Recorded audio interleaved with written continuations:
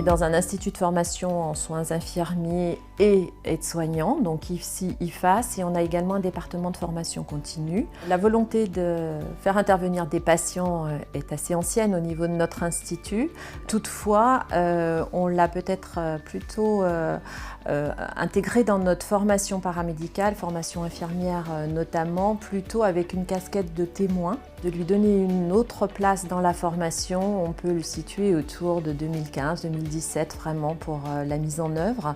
Nous avons pu intégrer vraiment les patients et les usagers donc, dans la formation avec une autre dimension. Ce qui est vraiment intéressant là depuis finalement 4 ans, c'est qu'on a été en capacité d'évoluer ensemble par cette libération aussi de la parole, par cette envie de faire avancer aussi le système de santé et la société dans laquelle on vit. Donc on a pu mêler effectivement le patient formateur sur des interventions un peu plus magistrales et aussi sur des ateliers plus pratico-pratiques d'enseignement thérapeutique du patient pour justement les sensibiliser à l'importance du temps qu'on prend avec le patient pour lui expliquer les choses, pour le rendre autonome. Et puis dans l'unité santé, maladie, handicap, ma collègue a intégré des séquences où les étudiants sont mis en situation de handicap. Donc il voulait vraiment que nos étudiants prennent la mesure du vécu au quotidien, dans la vie familiale, sociale, du loisir, avec un handicap visible ou pas. Ce sont les personnes handicapées formatrices qui ont choisi ces thématiques qui leur semblaient importantes. Le message, c'était d'avoir des soignants qui soient capables de vous écouter, mais aussi de vous apprendre ces soins de base que vous allez devoir vous faire seul à la maison. J'ai une autre question, est-ce que ça vous fait mal? Ça peut faire mal de temps en temps, mais après ça c'est vraiment personnel. Ça veut dire qu'on travaille vraiment avec d'autres regards, avec des vécus, vraiment des savoirs expérientiels. Et ça change beaucoup de choses pour les étudiants aussi. Nous, on est là pour effectivement éduquer les gens, mais on ne sait pas. Et je trouve que c'est hyper important de se mettre dans cet esprit-là et de voir ce qu'on peut ressentir. Parce que d'avoir des patients formateurs plutôt que des formateurs qui finalement sont comme nous, on sait ce qu'il y a dans les textes, on sait ce qu'il y a dans les livres, mais au niveau réalité, là, on est dedans.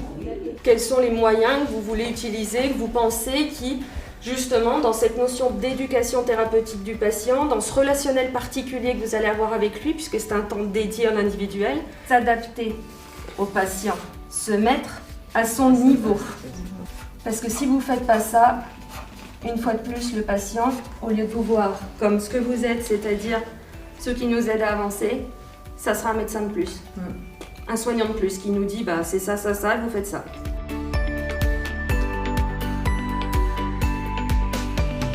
L'intérêt aussi effectivement de participer à la formation des infirmiers, des aides-soignants, c'est que c'est les premières lignes et c'est les personnels soignants qui passent le plus de temps avec nous.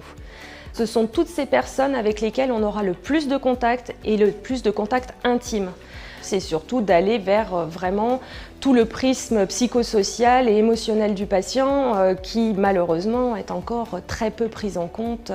Un patient qui soit formateur, enseignant et peu importe le nom qu'on lui donnera ne va pas faire des soins infirmiers, ne fera pas un diagnostic de médecin. On a besoin d'eux comme ils ont besoin de nous, j'ai envie de dire, c'est une complémentarité d'êtres humains au service de la santé et de l'amélioration de l'hygiène et de la santé de vie des concitoyens. Aujourd'hui, on est vraiment dans quelque chose de collaboratif, c'est-à-dire qu'on peut parler de co-construction, on peut parler de co-conception de séquences pédagogiques où ils ont vraiment à part entière leur rôle de formateur, puisqu'ensemble on détermine les objectifs, les contenus, les méthodes pédagogiques jusqu'à l'évaluation des séquences, donc ça se fait ensemble. Notre objectif, c'est de développer encore davantage ce partenariat, donc recruter des nouveaux patients formateurs et puis pourquoi pas partager notre expérience pédagogique avec d'autres instituts de formation pour mettre l'accent dès la formation initiale sur cette collaboration qui me paraît indispensable sur le terrain demain.